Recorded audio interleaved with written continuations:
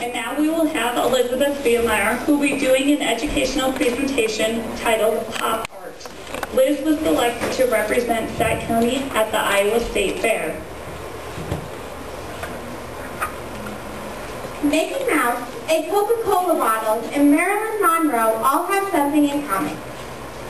They are all subjects of pop art pieces. A famous pop artist chose this style of art after his sons pointed to a comic strip of Mickey Mouse and said, "I bet you can't paint as good as that, eh, Dad?" Within a year, Roy Lichtenstein had produced 6 comic strip images, starting his own contributions to one of the most unexpected and controversial types of art ever. 3 important aspects of pop art are the history of pop art, pop artists, and the influences pop art has had on our arts and culture today.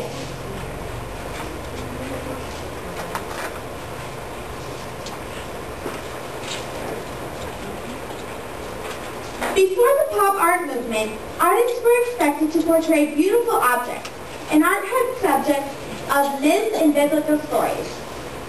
The pop art movement came after the Second World War, in the 50s and 60s. After the Second World War, the world became a consumer society, and artists painted what was known and common. When pop artists chose to portray items that could be found every day, everyone could relate to these items, and therefore they could relate to this type of art. The name pop art came from English art critic Lawrence Alloway. Pop refers to popular culture. Therefore, pop art is art of the culture. Characteristics of the pop art movement include everyday objects for the subject. The objects in pop art were not idealized, but shown just as they are found. The images are flat, and many have harsh outlines. Most pieces also lack artist signature. But pop art is an art influenced by pop culture.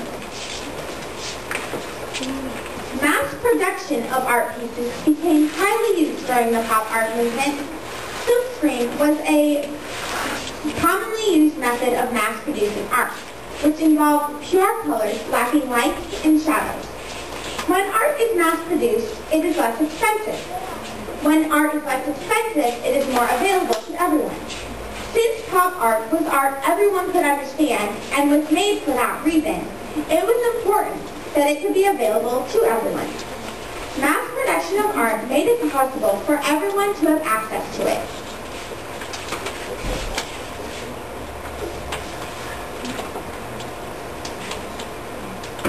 Richard Hamilton is credited with the first pop art piece. It was a collage entitled "Just What Is It That Makes Today's Homes So Different, So Appealing?"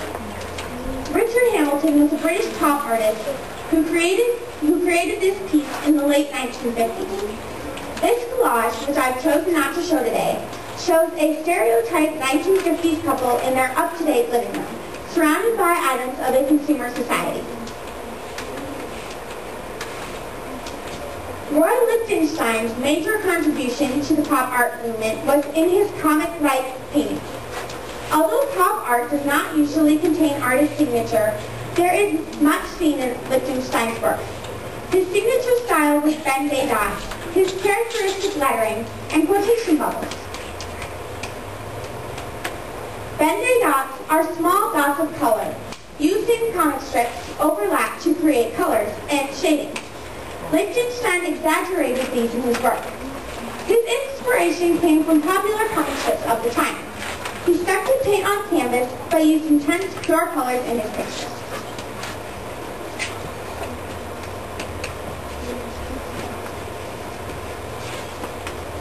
One of the most famous pop artists was Andy Warhol. We've all seen his Campbell soup cans and Coca-Cola bottles.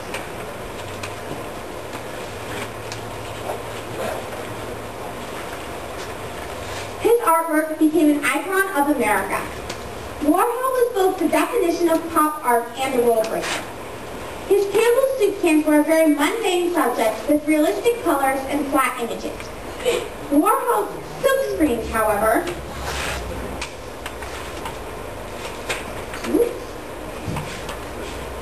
contain artist signature through his vibrant, unrealistic colors. Warhol's fascination of fame was obvious through his celebrity portraits. He repeatedly photographed and made pieces of celebrities such as Marilyn Monroe and Elvis Presley. Warhol made the technique of photo silkscreen very popular. In this way, many photographs were made into fine art images, more available to the public.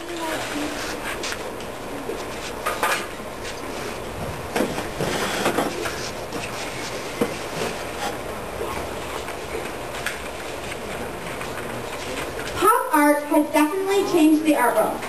It was an unexpected form of art that became very popular very quickly. Some of the most popular pieces of art in our American culture have come from the pop art movement. Pop art influenced artists immediately after the movement.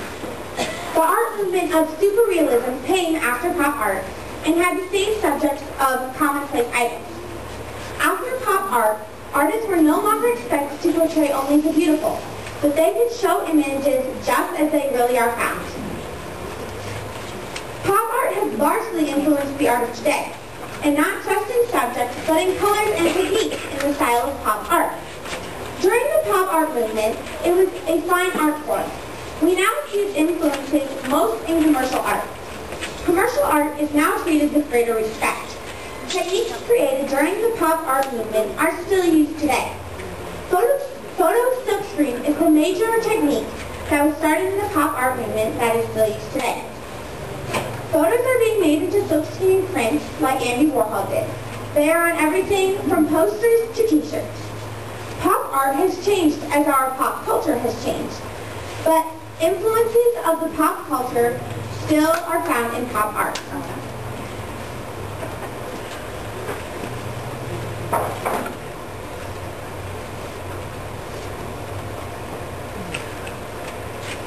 As I said before, pop art is one of the most unexpected and controversial types of art ever.